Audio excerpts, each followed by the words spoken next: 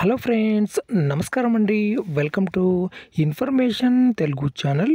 ఈ వీడియోలో ఈ నామినేషన్ గురించి కొన్ని ముఖ్యమైన విషయాలు తెలుసుకుందాం. వీడియోకు లైక్ చేయండి, కొత్తగా చూసేవారు సబ్స్క్రైబ్ చేయండి. మనము ఈపీఎఫ్ అకౌంట్లోకి లాగిన్ అవుతూనే ఫస్ట్ మనకు ఒక అలర్ట్ కనిపిస్తూ ఉంది ప్రతిసారి. అదేంటంటే ఈ నామినేషన్ ఇప్పుడే పూర్తి చేయండి అని. చాలామంది ఇది పట్టించుకోరు, దాన్ని క్లిక్ చేస్తారు, అంటే క్లోజ్ చేసేస్తారు. కానీ ఇక్కడ నేను అబ్జర్వ్ చేసింది ఏంటంటే, కొందరు ఈపీఎఫ్ మెంబర్సు అన్ఎక్స్పెక్టెడ్గా డెత్ అయిన తర్వాత వాళ్ళ యొక్క ఫ్యామిలీ మెంబర్స్ ఇప్పుడు ఏం చేస్తున్నారంటే ఈడీఎల్ఐకి సంబంధించి లేదంటే తమ యొక్క ఈపీఎఫ్ గురించి పెన్షన్ గురించి అప్లై చేసే క్రమంలోన ఆ అకౌంట్కి ఈ నామినేషన్ అనేది లేదు. సో ఇప్పుడు మెంబరు డెత్ అయిన తర్వాత, అంటే మెంబరు మరణించిన తర్వాత ఇప్పుడు ఈ నామినేషను పూర్తి చేయాలనుకుంటున్నారు. అది రాంగ్. అలా చేస్తే పిఎఫ్ డబ్బులు, పెన్షన్ డబ్బులు ఏవి కూడా వచ్చేదానికి అవకాశం లేదు.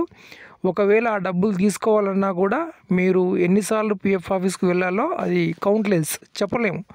ఎందుకంటే యాక్చువల్గా ఈ నామినేషన్ అనేది ఎప్పుడు చేయాలి అంటే, ఒక ఈపీఎఫ్ మెంబరు అంటే ఒక ఉద్యోగి ఉద్యోగంలో ఉన్నప్పుడు లేదంటే తను జీవించి ఉన్నప్పుడు, అంటే తను బ్రతికి ఉన్నప్పుడు తన యొక్క పిఎఫ్ డబ్బులు ఎవరికి చెందాలి అని తనకు తానుగా నామినీ వివరాలు యాడ్ చేసుకునేటటువంటి ప్రక్రియ. సో ఇక్కడ చూడండి, మనము ఈపీఎఫ్ అకౌంట్లోకి లాగిన్ అయ్యే ప్రయత్నం చేద్దాము. సో ఇప్పుడు ఈ విధంగా మనకు ఓపెన్ అవుతుంది. ఓపెన్ అయిన తర్వాత ఇక్కడ యూఏఎన్ నంబరు, పాస్వర్డ్, క్యాప్చా కూడా ఎంటర్ చేసి లాగిన్ అవుతాము. ఓకే ఫ్రెండ్స్, ఇప్పుడు పిఎఫ్ అకౌంట్లోకి లాగిన్ అవుతాం. లాగిన్ అవుతానే ఫస్ట్ మనకేంటంటే ఈ నామినేషన్ పూర్తి చేయండి ఇప్పుడే అని మనకు ఒక అలర్ట్ అయితే చూపిస్తుంది. ఇప్పుడు వీరికైతే అటువంటి అలర్ట్ మెసేజ్ ఏది కూడా చూపించడం లేదు. ఎందుకంటే వీరు ఆల్రెడీ ఈ నామినేషన్ అనేది పూర్తి చేసుకున్నారు కాబట్టి. సో ఇప్పుడు నామినేషన్ అనేది వీరు ఆల్రెడీ కంప్లీట్ చేశారా లేదా అని ఎలా తెలుస్తుంది అంటే, ఇక్కడ మనము మేనేజ్ మీద క్లిక్ చేయండి. క్లిక్ చేసినట్లయితే ఇక్కడ మనకు ఈ నామినేషన్ అనే ఆప్షన్ కనిపిస్తూ ఉంటుందన్నమాట. సో ఇక్కడ చూడండి, సో దీని మీద క్లిక్ చేయాలి. తర్వాత ఇలా మనకు ఓపెన్ అవుతుంది. ఓపెన్ అయిన తర్వాత కొంచెం మన విధంగా కిందికి స్క్రోల్ డౌన్ చేసినట్లయితే ఇక్కడ వీరు ఎప్పుడెప్పుడు నామినీ వివరాలు యాడ్ చేశారు దానికి సంబంధించిన రికార్డ్స్ ఇక్కడ మనకు కనిపిస్తూ ఉంటాయి, ట్రాన్సాక్షన్ డేట్తో సహా. సో ఇక్కడ మీరు చూసినట్లయితే వీరు 2 సార్లు నామినేషన్ అయితే యాడ్ చేశారు. మరి దీంట్లో ఏది వ్యాలిడ్ అంటే, ఏదైతే లేటెస్ట్గా యాడ్ చేస్తారో ఇది వ్యాలిడ్ అనమాట. ఓకేనా. ఓల్డ్ది కిందది ఓల్డ్ ఉంది కదా, 2021లో చేశారు, తర్వాత 23లో చేశారు. ఈ 23లో ఏదైతే చేశారో ఇది వ్యాలిడ్ నామినేషన్ అన్నమాట. సో ఇక్కడ ఎందుకు ఈ విధంగా డేట్తో సహా చూపిస్తున్నారంటే, ఇప్పుడు నేను చాలామంది చూస్తున్నాను, వారు ఏంటంటే కొన్ని అకౌంట్స్కు నామినేషన్ అనేది లేదు.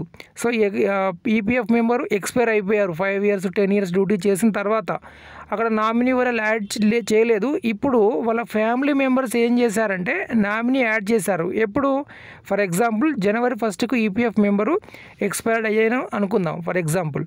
సో January 1కు ఎక్స్పైర్ అయితే వీళ్ళు నామినీ ఎప్పుడు చేశారు, March 1కు చేశారు. అంటే సుమారుగా 2 నెలల తర్వాత నామినేషన్ అనేది పూర్తి చేశారు. ఇది చెల్లని నామినేషన్. ఎందుకంటే ఈపీఎఫ్ మెంబరు బ్రతికి ఉన్నప్పుడు తనకు తానుగా, ఓకేనా, తన సొంతంగా తన అకౌంట్లోకి లాగిన్ అయ్యి తను నిర్ధారించుకోవాలి తన డబ్బులు ఎవరికి చెందాలి, వైఫ్కి చెందాలా, పిల్లలకా, లేకుంటే ఇంకెవరైనా డిపెండెంట్ ఉన్నారా వాళ్ళకి చెందాలా అనేసి అది ఆన్లైన్లో వారు ఎక్కించుకోవాలి తమ యొక్క పేరు, నామినీ వివరాలు.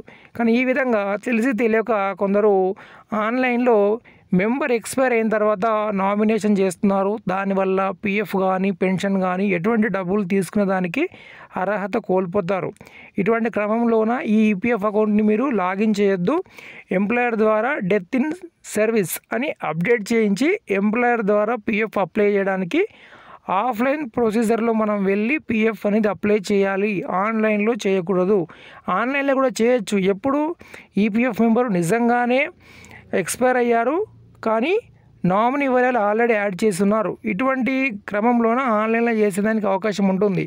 కానీ ఆన్లైన్లో నామినీ వివరాలు అప్డేట్ చేయకుండా ఆఫ్టర్ డెత్ తర్వాత నామినీ వివరాలు కానీ అప్డేట్ చేశారంటే అది ఇన్యాక్టివ్ అకౌంట్ లాగా అయిపోతుంది. అది కూడా డిసేబుల్ అయ్యేదానికి కూడా అవకాశం ఉంది.